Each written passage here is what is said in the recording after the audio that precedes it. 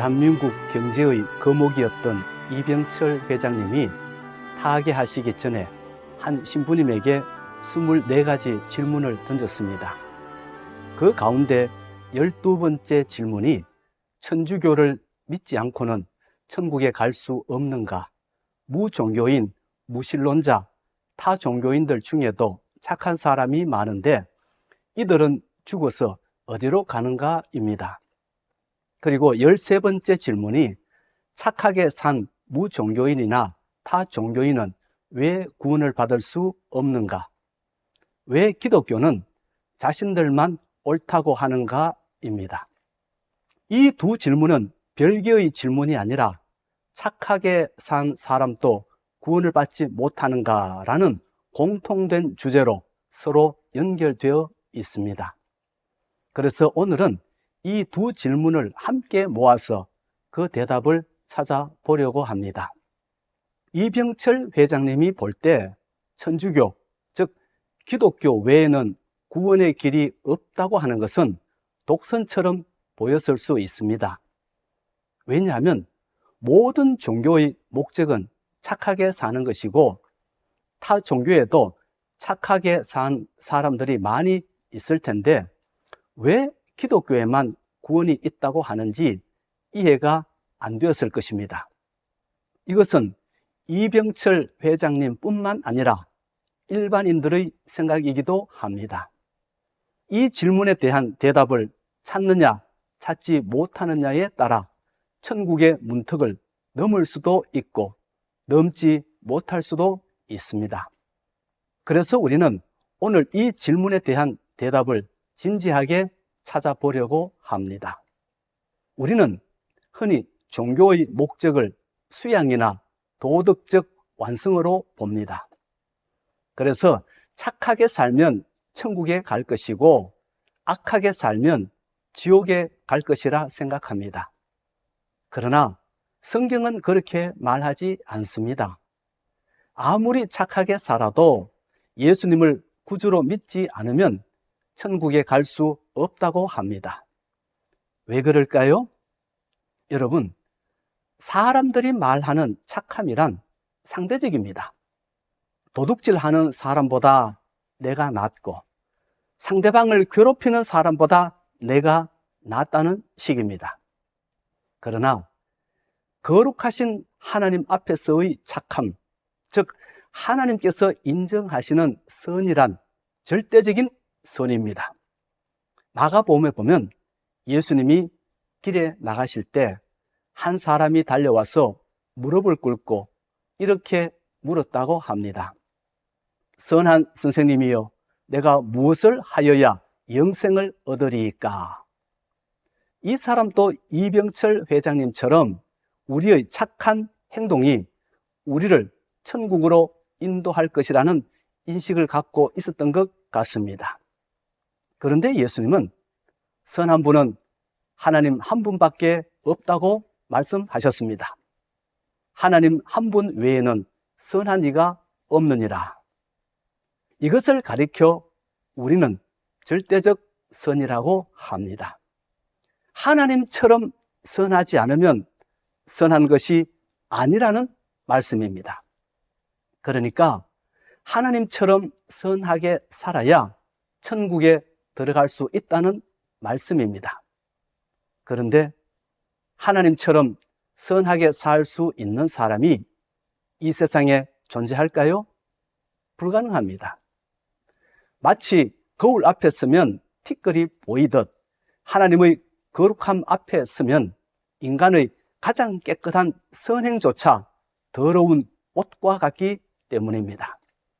예수님은 선한 행위로 영생, 즉 구원을 얻고자 했던 그 사람에게 이렇게 말씀하셨습니다. 네가 계명을 안 하니 살인하지 말라, 간음하지 말라, 도둑질하지 말라, 거짓 증언하지 말라, 속여 빼앗지 말라, 네 부모를 공경하라 하였느니라. 이런 계명들을 지키면 구원을 받을 수 있다는 말씀입니다.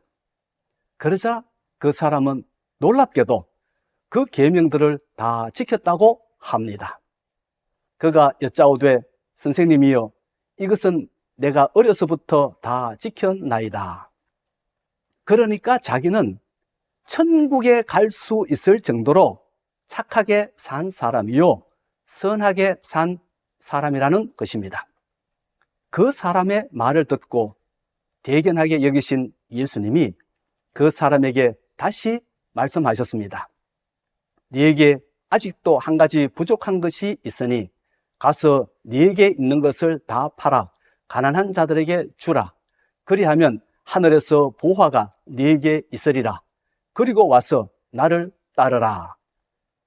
그 말씀을 듣는 순간 그 사람은 선한 행위로 구원받고자 했던 것을 포기하고 돌아갔다고 합니다. 그 사람은 재물이 많은 고로 이 말씀으로 인하여 슬픈 기색을 띠고 근심하며 가니라. 하나님께서 인정하시는 선이란 자기의 모든 것을 나누어 줄 수 있을 정도의 선한 행위를 말하는데 그 사람은 그렇게 하지 못했습니다. 자기가 가지고 있는 재물을 팔아 가난한 자들에게 나누어 주지 못할 정도로 허약한 선이었습니다. 여러분, 하나님을 보세요. 하나님은 자기 죄로 인해 죽어 마땅한 사람들을 구원하시기 위해 하나밖에 없는 자기 아들을 이 세상에 보내시고 죄인들을 대신하여 십자가에 달려 죽게 하셨습니다. 그런데 선한 행위로 영생을 얻고자 했던 그 사람은 자기가 가지고 있는 재물조차 가난한 자들에게 나누어 주지 못했습니다. 그래서 사도 바울은 의인은 없나니 하나도 없다고 했던 것입니다. 다시 말해서 선한 행위나 착한 행위로 천국에 갈 수 있는 사람은 아무도 없다는 말씀입니다.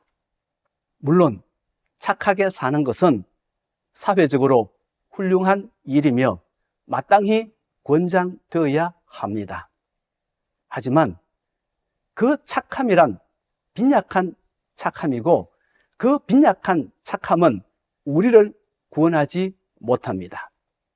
죄 많은 우리가 죄 없는 천국에 들어가려면 우리 속에 있는 죄의 문제를 해결해야 하는데 우리의 빈약한 착함은 그런 죄의 문제를 해결하지 못합니다.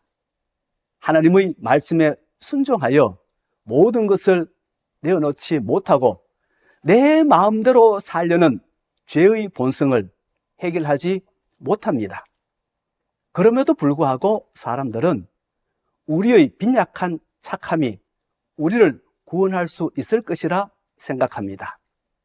이것은 마치 암 환자에게 비타민을 처방하며 당신은 착하게 살았으니 병이 나을 겁니다 라고 말하는 것과 같습니다. 착함은 죄 많은 인간 사회에 필요한 윤리적 덕목이지 죄 없는 하나님께 나아가는 생명의 통로가 되지 못합니다. 예수님이 이 땅에 오신 이유가 바로 여기에 있습니다. 우리 속에 있는 죄의 문제를 해결하여 우리를 천국으로 인도하기 위해 오셨습니다. 그래서 예수님은 착한 사람이 아니라 죄인을 부르러 오셨다고 말씀하셨던 것입니다. 마태복음 9장 13절 말씀입니다. 내가 의인을 부르러 온 것이 아니요 죄인을 부르러 왔노라. 세상의 모든 종교는 당신이 이만큼의 선을 쌓으면 천국에 들어갈 수 있다라고 가르칩니다. 그래서 인간은 착한 행위를 통해 아래에서 위로 올라가려고 노력합니다. 하지만 기독교는 너희는 스스로 천국에 오를 수 없기 때문에 내가 인간의 몸을 입고 너희에게 내려왔다라고 말합니다. 이것이 기독교와 다른 종교를 구분짓는 결정적인 차이입니다. 성경은 이것을 가리켜 은혜라고 합니다. 다시 말씀드리지만 기독교가 예수님 외에 구원의 길이 없다고 해서 독선적인 종교가 아닙니다. 이것은 사실의 문제이기 때문입니다. 물에 빠진 사람에게 헤엄쳐서 나오면 된다고 외치는 것은 쓸데없는 조언에 불과합니다. 그러나 물속으로 뛰어 들어가 그를 건져내는 것은 구원입니다.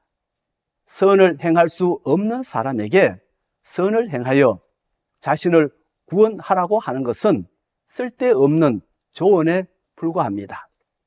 그러나 죽을 수밖에 없는 죄인을 대신하여 죽음으로써 그들을 천국으로 인도하는 것은 실제적 구원입니다.